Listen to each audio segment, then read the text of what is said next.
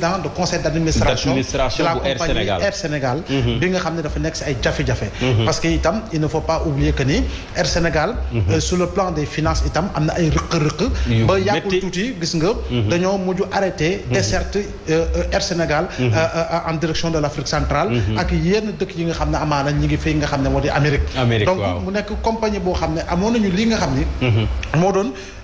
bi fi jiitu jamono yi Abdoulaye Wade en relation avec la Royal Air Maroc ñuy jàpp ni nag général nag dañuy jàpp ni amaana rigueur waaye la rigueur militaire waaw la rigueur militaire mais bu ñu fàtte itam kii nga xam ne général la dafa def ay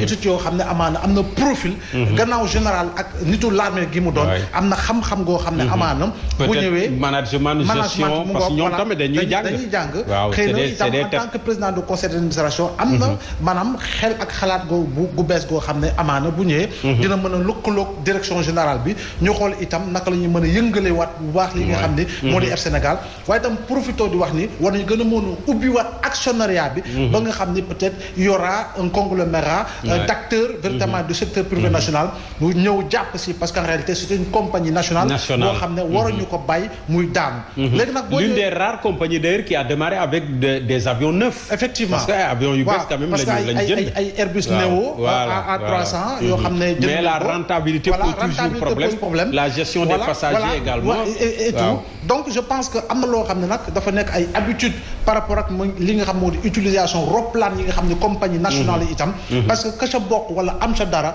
booy xool la daanaloon Air Afrique sooy xool compagnie africaine yu bari itam loolu dafa nekk une réalité patente boo xam ne dafay nekk si suñu compagnie donc nag il faudra une gestion saine une gestion de qualité une gestion de rigueur une gestion boo xam ne et ce sera une gestion également inclusive ba nga xam ni Sénégalais bu ne dina am pas-pas xam ne dëkk bi ak dëkk bee roplaanu Air Sénégal dafay dem mu tëb yeneen compagnie ñëw jënd billet fii nga xam ne moo di compagnie bi nga xam ne ñu ñoo ko moom te ñoo ko bokk ñu war ko mën a jàppale ba mu taxaw bañ a daanu boo ñëwee si li nga xam ne moo di nomination yi dëgg la naam chaque conseil des ministres yaa ngi xaar lii nga xam ne moo di liste des personnalités nommées et par décret présidentiel à différents postes de responsabilité. Sax xaw ma deuxième remaniement xaw ma. Voilà le deuxième remaniement. Parce que à chaque fois et ça continue à chaque fois qu'il y a un remaniement qui touche le gouvernement, forcément il y aura un second remaniement qui concernera les directions générales, mais également les présidences de conseil d'administration. Donc président de conseil d'administration xam nañu ne xëy na rôle bu muy jouer du rôle bu yaatu comparé au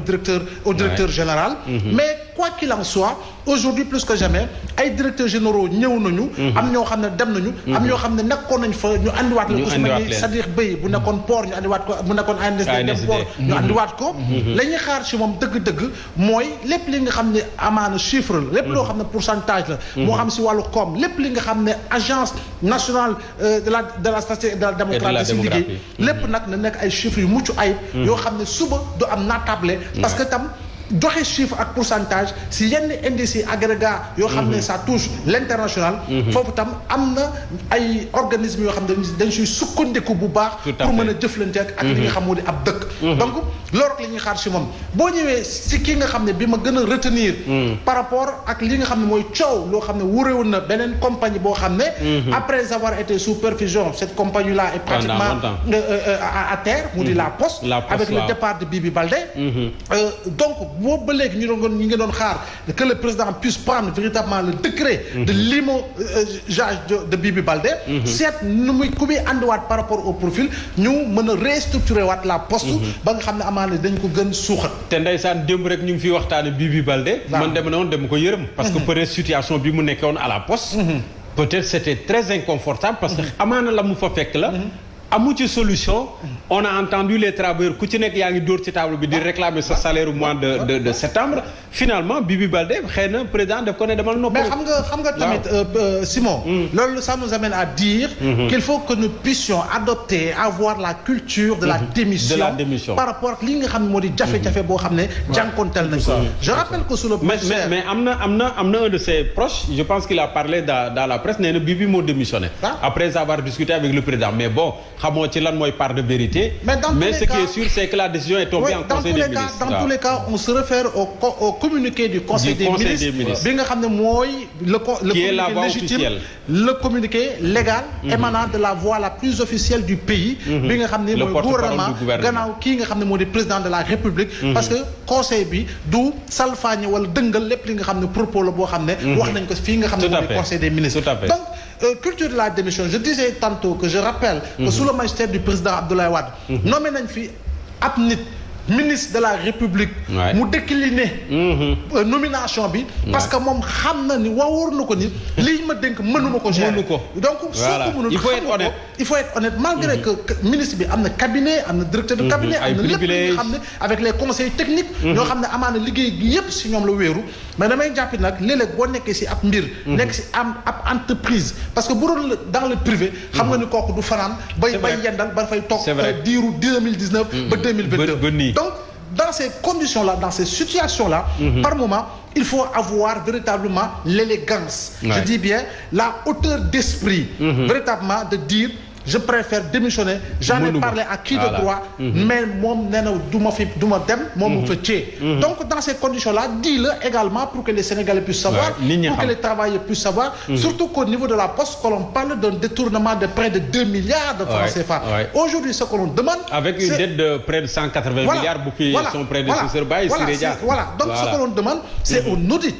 total, complet, véritablement de la gestion de la Poste depuis l'avènement de Siré Dia passant par Bibi Baldé en attendant que Mohamedou Diaité bi nga xam ne ñëw na te ñoom ñëpp booy xool seen profil itam tu te poses des questions comment se fait-il que des personnes de cette nature-là puissent avoir ces profils-là et ne pas véritablement aller dans le sens véritablement de la bonne gestion donc yooyu yëpp ay jafe-jafe la mais quoi qu'il en soit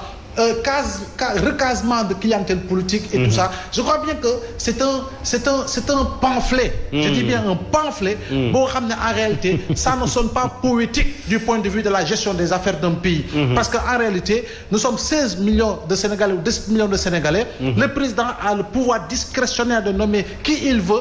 au poste qu'il veut. Donc, de ce point de vue-là, Boutané, Warultan,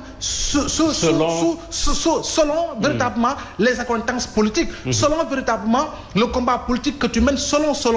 il faudra qu'il puisse choisir, selon, au-delà de la politique que l'on pratique, mais de la rigueur par rapport à la personne choisie à mener à bon port véritablement les missions qui lui sont assignées. Salut Joseph également, bu ñu xoolee ñu bëri ñu ngi ironiser d'ailleurs ne dafa mel ni waa ji dafa yor dam yem rek di pousse pion yi di xëcc fii di remplacer fii et cetera loolu lay xaw a nirool à peu près. C'est normal pour président Macky Sall fi situation bi toll ci remobilisation des troupes la toll bu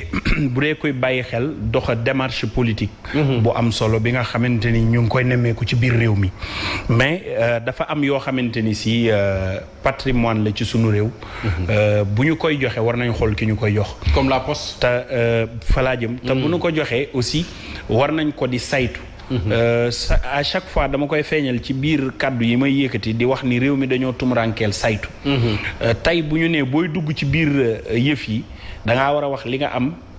fi mu toll booy génn ñu xool li nga am tey bu ñu la joxee boîte bu toll